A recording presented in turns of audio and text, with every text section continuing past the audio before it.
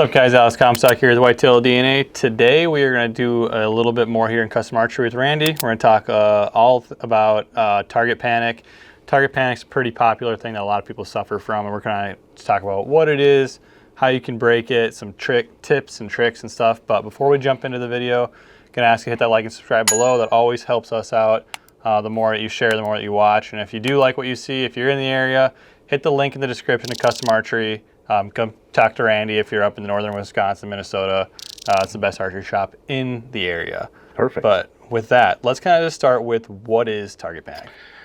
There's many different variations of target panic. You might have your pin lock up, you punch the trigger, you don't get a solid execution. It's an anxiety, right? Sure. You got, basically, they call it target panic, but it almost reverses your brain to where you don't want to hit what you're aiming at. Because from what I've seen, like I know like Caleb's had it in the past where like he's like I always lock up below. I can't get it up to where. Is that like a form of target panic? Correct. Yeah. Same thing. Anytime you can't put your pin in the middle and let the bow fire, it's a panic. Sure. Right? Like, so it's an anxiety issue. There's things that you can do to help with that. I've struggled with target panic over the years where you just, as soon as the pin hits the center, you're like, send it, you know. But if you can work past that and get that through your mind that it's okay for your pin to sit in the middle, things are a lot better in the long run. Yeah, right. Yeah. And then just trust your shot, trust your drift. That's a big part of it too. Let your pin drift and float, and you just got to trust that. And a lot of times, like, well, what do they say, 90-some% of the time, your pin comes across the middle just as the shot executes. Sure. So it's almost like your Jedi powers take over for a minute, you know what I mean? Like this connects with that. So bam. And if you can trust your drift, you're going to be a way better shot down the road. Sure. Well, if someone does have target panic and they're like struggling, they're really frustrated, like, where can they start? What's some things that we can do and we can show? Well, if you're having a problem locking up, say you're high or low or not exactly on, I like the aiming drills. There's some coaches that say don't do the aiming drills, just focus on the spot and just walk yourself through the release. I think the aiming drills is huge. So what you do, put an arrow in your bow, come to full draw, put your pin exactly where you want it to hit, and then just hold it there, hold it there, hold it there, hold it there until your shot starts to break down. When the shot starts to break down, just let down. Okay. Because then it's training your mind that it's okay for the pin to sit in the middle, but your mind also knows that it's not shooting at the same time, right? So if you just sit there and then just repeat it, like do it for 2 weeks, do it every single day and draw back and aim for 20-30 times, and then just never fire an arrow for 2 weeks. I guarantee you your pin is going to sit so good. But then you got to work on the execution part as well. Right. And a lot of that is blank bailing. Like I used to blank bail a lot. There's resistance releases, hinges, different things. This release right here, I actually made with a spring on it. So you come to full draw and you're basically just going to bend that spring over. So there's movement in your shot. Sure. Right. So your pin's working, moving. You're never just going to be like, holding it like on a bench with a gun, right? You're shooting a bow. So the pin's wandering. So you're getting the movement here and you're getting the movement with your pin at the same time. And then so depending on where you put your thumb on this spring, it's going to fire at a different time every time. Gotcha. But you also want a lot, like target shooters, they have that process where as soon as they come to full draw, you can almost count 1, 2, 3, how many seconds, and their shot fires. And it'll fire consistently, like on 7 seconds or 6 seconds or whatever. Yep. Some guys are freaks that can hold a long time and just whenever it fires, but they can hold a long time too. There's a lot of people can't do that. You got to have a certain amount of seconds in your shot process. Sure. If you can get all that together, I mean, obviously hunting, you can't just be like, okay, deer, I got 7 seconds. You know what I mean? Like Right, that doesn't happen. But if you practice it enough, I mean, it'll all, in a hunting situation, it's going to work out too, right? Gotcha. So if you keep, even on your targets, you know, if you get that shot process, just like when you load your arrow, you do it the same every time. Yeah. Right. So you put your arrow in the same time, you hook your release up the same, you know, just develop that process. That process is going to help you with the panic stuff too, because you're going to be like comfortable, like, okay, my shot routine didn't get out of whack, you know? Sure. So as soon as your shot routine gets out of whack, you're better off almost starting over and starting it again. Gotcha. Yeah. So yeah, different stuff, forms of panic.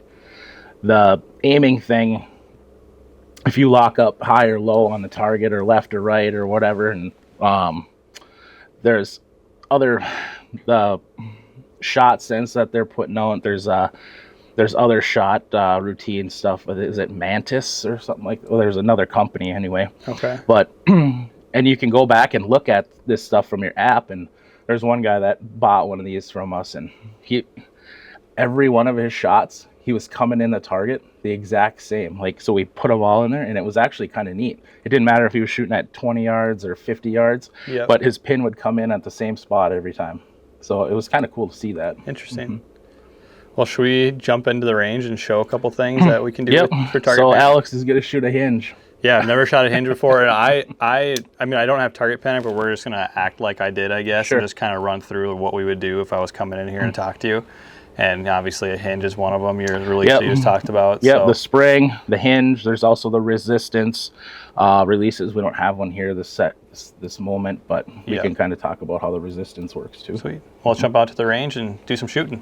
All right, so we're on the range now, and we're pretty much just going to act like I'm a customer, I've got target panic, and I'm asking Randy for advice. So we've got arrow loaded. Yeah, what am I doing? Arrow's loaded. We're going to draw back, and you're going to put your pin right in the center of that X. So just come here so you're a little more square. That target's kind of beat up, but we're going to get the logistics of it here anyway. Yeah. So I'm just going to draw back. So you're going to draw back, and you're not going to fire. You're just going to come to full draw, and you're going to put your pin right in the middle, and you're just going to hold. Alex can hold for a long time. I just seen that on a video the other day. So once the shot starts to wiggle around and you kind of start to lose it, then what you're going to do is just let down. Gotcha. So you would just hold till you get tired pretty much? Mm-hmm. Yeah, the shot's going to start to break down where you start to get a little shaky. Then you would just let down. Then just let down. And then just kind of regroup. You definitely notice you're a little tired after holding back. Yep. I mean. So then you're going to basically just do that same process again. You're going to come to full draw.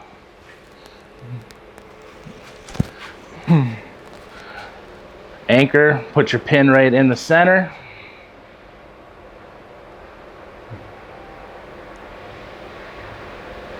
I will say it's a weird feeling knowing I have no intentions to shoot. Do you feel like you can hold better? Maybe, yeah. I mean, I could see where if someone struggled with it, where it'd be an advantage. Like you could just sit there pretty comfortably and just let your pin sit there. Right, because you have I can see where, I'm assuming, like you said earlier, if you've got target panic, you're struggling with the anxiety portion of like actually releasing. So you're eliminating that. Yeah, you're taking that part of the brain, the trigger out of it, and you're just like, okay, it's okay for my pin to sit here. Sure. Like, you know, you're almost like kind of talking yourself into it, like, or through it, like, hey, this isn't bad. And then all of a sudden your brain's going to connect and be like, hey, it's okay for the pin to sit there. Because I'm assuming with target panic, there's some type of miscommunication with like your brain. Yeah, you're trying to control this and this at the same time. So then if you're doing this drill, I would then draw back again. Yep. So depending on how bad your target panic is, it might take you a month to do this. Sure. If you just feel like you're getting it a little bit, it might take you a week, you know, where And like I said, this is going to help the for a guy that's locking up. So if you're locked up above, below, off to the left or right, the aiming is going to be a good drill. Gotcha. So yeah, it'd be just like like driving a car. When you're driving down the road, you're not thinking about, well, say you and your buddy are in the truck sitting there BSing. Yep. You're not thinking about steering the wheel. You're just kind of doing it. You're just doing it. Yeah. Like a deer jumps out in front of you, you just bam, you hit the brake. Your brain doesn't go, hey, you should hit the brake. You know, it's just it's a reaction that it just automatically happens. You don't think about pressing the gas when you're driving. Yeah. You know what I mean? Because you're driving, you're hitting the gas and the steering wheel at the same time. You're not going back and forth. Steer, brake, gas, brake. You know what I mean? Steer. So target panic is putting that anxiety. It's the same thing. Sure. You know, if you were driving down the road thinking that way, that's basically target panic. You know? Yep. It's all a process. It's even bowling is the same way. I had a guy that I bowled with that was all messed up in his process on his approach to throw his ball, and he like forgot what foot he was supposed to slide on. You know what I mean? Yeah. So it was just like all of a sudden the wire got crossed somewhere. So it's a same thing, target panic. You're essentially trying to like rewire. Yep. Mm-hmm. Cool. You're rewiring yourself to take the anxiety out of it. Gotcha. Mm-hmm. So what's the next thing we'd work on? The next thing would be blank bail, just feeling that shot execute without having to put your sight on anything. So, or putting your pin in the middle or whatever. Okay. So you could either come out here close, blank bail, and we say close your eyes. Okay. And then just pull through the shot and feel it as it executes. Gotcha. And then that's gonna calm yourself down too, or calm your mind down, take the anxiety out of it. Same thing. Yep. Gotcha. So we could try a couple different things. Do you want to try the spring? Sure. Okay, let's try the spring release. This is kind of a makeshift release. We just showed this in here, but I mounted a spring on it, and Alex is going to come to full draw, and he's just going to bend that spring over until it fires. So let's see if we can. And you said you can do it without punching it. And you said for this, it's beneficial to do the first one, like pulling it off my face and watch. Like, yeah, just kind of watch. I mean, it's gonna be hard to, but okay. Yep. Right. Once it's hooked up to your bow, you're gonna be like, oh, okay, this makes sense. So come to full draw, and then you're just gonna kind of see how that. We're close here, so just come off your face a little bit. Yep, just like that. And then, good. Is that good? Yep.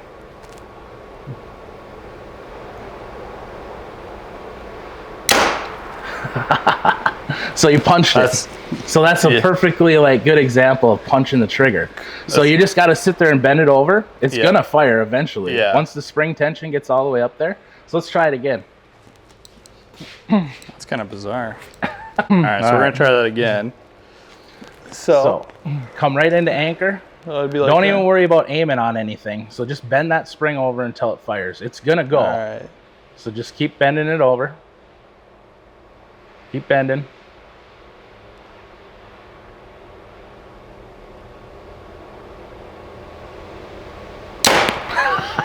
That was a surprise release. Yeah, and it's good because, like I said, I am definitely more of a command shooter, so it's definitely, for me, that's pretty interesting. Right, so now you got your pin floating. Yep. And you got your release is working. It's just like if you had a long pull on a rifle or on a gun trigger. Yeah. So it's the same thing where you're just squeezing that pull. Slowly, squeezing. Oh, what do they call it? A 2-stage trigger or something like that? Isn't that what they call it on a gun? Would the order of events, how there I was aiming at nothing, would the next time someone now try to do it with aiming and see how that feels? Or I would do this a lot. Sure. Without pressure. Without even putting the pin on anything. Gotcha. Because that's where people get in trouble. That's where you're trying to cross the wires back to, what I mean? So you're trying to connect this to this. Yeah. And you don't want to connect those two. You just want them to float. And then boom, then it's going to be a surprise, right? Gotcha. When you shot that, yep. How you're used to, like you said, you're more of a command shooter using your thumb, or like a command shooter would be an index finger, right? Yep. So as soon as that thing fired, you're like, holy, like you can see it in your face, like, wow, I can't believe that did that. Yeah. That's the way it should feel all the time. Sure. Even when you're focused on the spot and it fires, you're like, and it almost scares the crap out of you. Yeah. Yeah. Same thing. Interesting. That's a surprise shot. Well, should we try that one more time? Yeah, let's try it again. So then depending on where you put your thumb on that spring will depend. is going to depend on when it's going to fire. So pretty much you never know really where it's going to fire. If you got your thumb close to the back here, it's going to fire quicker than out here. So pretty much anyone that can make something like this with a thumb release. Yeah. Right. That spring was 40 cents at Menards. Gotcha. But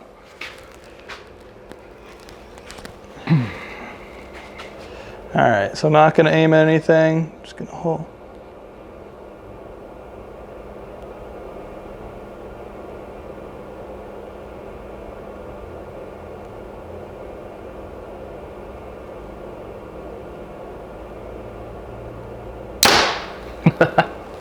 Yeah, definitely different. Isn't that crazy? Yeah, definitely. That's different than what you're used to for sure. Right. And I feel like I'm like, all right, I should be shooting right now. And then all of a sudden, boom, it just fires. Yep. That's kind of cool. So, like I said, just doing this, getting that anxiety out of your head that it's okay for the bow to shoot and I don't have to make it shoot is, it's going to help with the target panic stuff. So, Gotcha.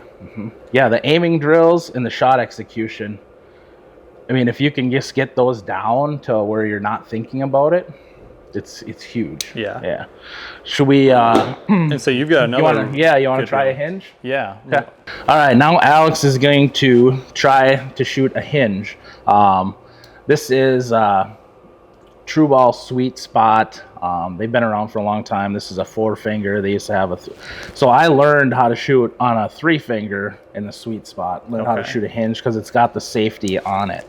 So you come to full draw. Flip the safety off, and as you start to rotate, it will fire.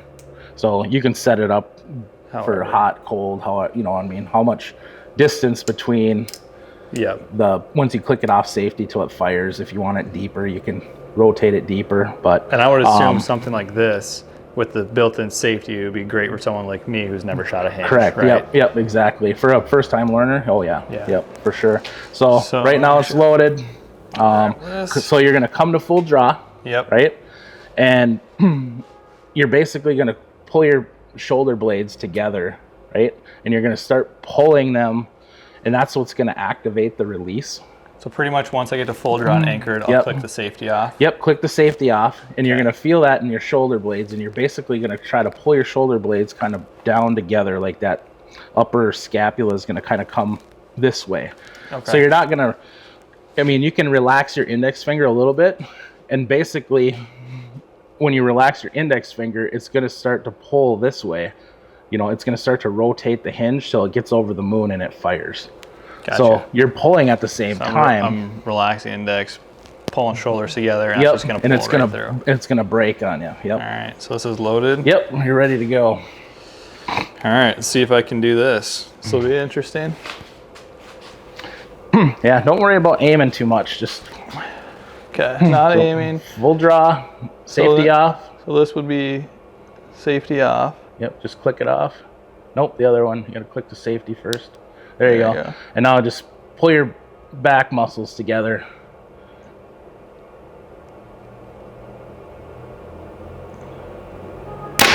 Just like that. That's not too bad, actually. I think if I were to shoot a hinge, I definitely would want that. I'd be super scared about, and I'm sure once you do it, you learn. Yeah. But they have a new one out there, the Sweet Spot Pro, which is the heavier version too. It's like a brass version. It's got the Pro Flex on it too. So. And it's a little bit different still from like the spring. Yep. That's a much different feeling. Yeah. Yeah, like the spring, you can almost just hold that static.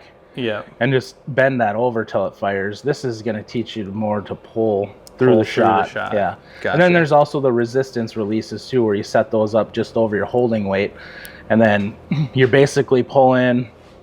You're kind of almost got it in your brain where you're like, okay, I'm adding 2 pounds, 2 pounds, 2 pounds, and then it fires. Yeah. And you don't even. It's just a straight resistance. There's no trigger, there's no nothing on it. It's just once it hits a certain poundage, bam, fires. Gotcha. And those are a great tool for just somebody that wants to blank bail, because once you start like getting into your shot and pulling through it and that thing goes off, there's no triggers to worry about, there's no rotation, there's no, it's just straight pull, boom.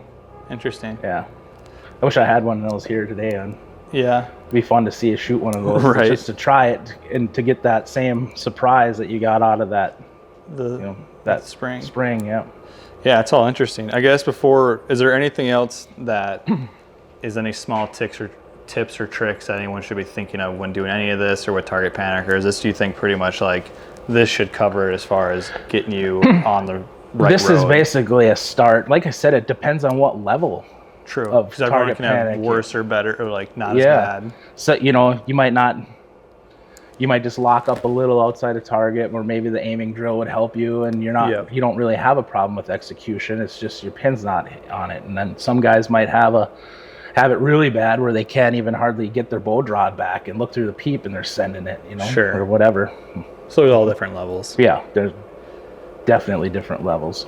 All right, well, that's pretty much going to be what we're going to talk about with target panic. If you're suffering from target panic, definitely look into these, look into the Hinge, look into creating some kind of modded release. Or a resistance. Yeah, resistance, blank bailing, aiming drills. There's a lot you can do. And again, if you are local to, anywhere in northern Minnesota, Wisconsin, or if you're up this way, and you ever have any questions about it, stop into Custom Archery, talk to Randy, because the thing I like about you is like any questions I have on anything to do with my setup or my technique, I can pop in and you're going to help me one way or the other. Exactly. So with that, we're going to wrap up and we'll catch you on the next video.